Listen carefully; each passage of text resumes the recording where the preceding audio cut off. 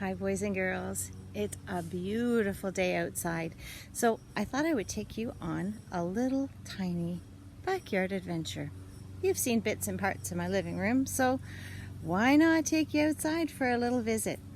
Something truly miraculous happened this week, and that is I was right beside a deer when she had 2 baby fawns, and it was so beautiful. So I'm going to walk you to the area. Try to stay in the shade here. There we go. Walk you to the area where the deer was born, right before my eyes. It was a miracle, truly.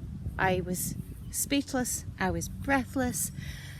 I was so excited. I've never seen anything like that.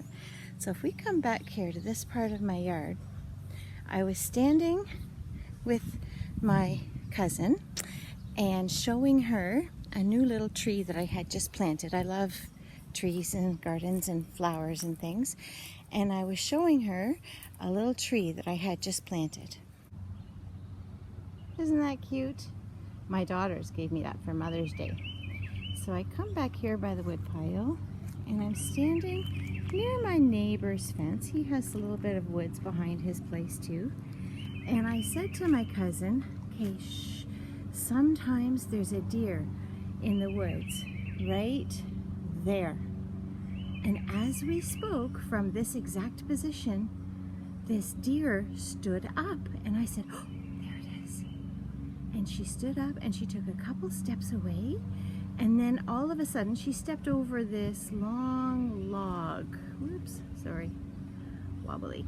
She stepped right over this long log right here, and as she stepped away, she stood and stared at us. And right away from this little bush, up stood an itty bitty little fawn, and then another one. And their wobbly little legs were just like Bambi in real life. They were just freshly born. You could tell because their fur was wet. And the mother, who stood right there, watched us. And then she walked far away to the other side and watched us from over there while we were watching these babies stumbling around in the garden right here.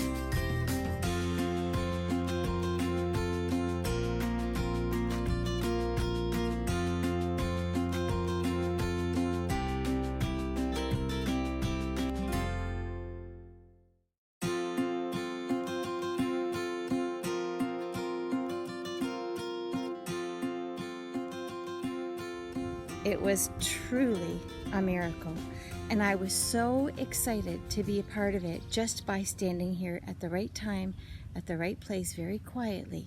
This deer has been visiting here a couple of summers, and we were not expecting her to come back here to have her babies. Now it's been 2 days, and she seems to have moved her babies to a different place, probably because we're tiptoeing around her too much. But she's moved her babies to another spot in the woods a little further away, and we know they're safe because they keep coming back at night to sleep here. How awesome is that? I thought I'd also show you some of the favorite parts of my garden. I have some very natural wooded areas here, and I love to put in gardens, so I try to make them look like they blend in a little bit, and then Mother Nature takes over and the edges truly do blend. So let's have a look. These beautiful flowers are called forget-me-nots. They bloom in the spring at this time, and then they drop their seeds, and then they bloom back again the next year. often in different places. Like here, I did not plant these. The squirrels and the birds traveled with their seeds, and these showed up everywhere as the years went on. It didn't all happen in one year, but I love them so much that I decided to let them stay. I like to let the baby maple trees and the other baby trees grow kind of where they're planted, unless they get in the way. Once in a while I have to move something.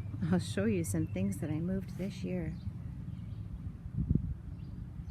Like those little babies. They just planted themselves there last year. They can hang around for a while. Sometimes I get a little baby maple and I think, wow, that would be really nice over there. And I might even plant a new garden to go with it. There's another little Mother's Day tree, a little crooked one. Isn't it beautiful? I love the fact that it's crooked. It makes me think of a story called The Little Crooked Christmas Tree, where the Christmas tree became crooked because it reached its branches around a bird. That maple that I just showed you, this little bush that's still a little bit bare in front of the raspberry patch, this little shrub, and this maple tree that's probably twice as tall as I am but very skinny, the one with the red on the bottom. Look up, up, up, up, up, up, up, up, up, up, up, up, up, up. There's the tall part of that maple tree. This one was growing right beside my house. It was actually rubbing on my kitchen window, and I knew it would die if I left it there or cause problems, so I moved it. So, and here's my third little evergreen tree that I just planted this year. Finally, I have some nice little woodland plants. These ones, this is a curious looking one, is called Jack in a Pulpit. And if you can see the flower right in the center of that, it looks like it's at a pulpit preaching, and that's how it got its name, Jack in the Pulpit, like at the front of the church when you read at Mass. I've really enjoyed showing you what's important to me. God's creation, it's everywhere.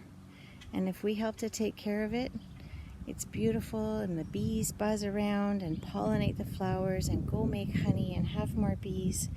It's all so very beautiful that I just wanted to take a moment to share it with you.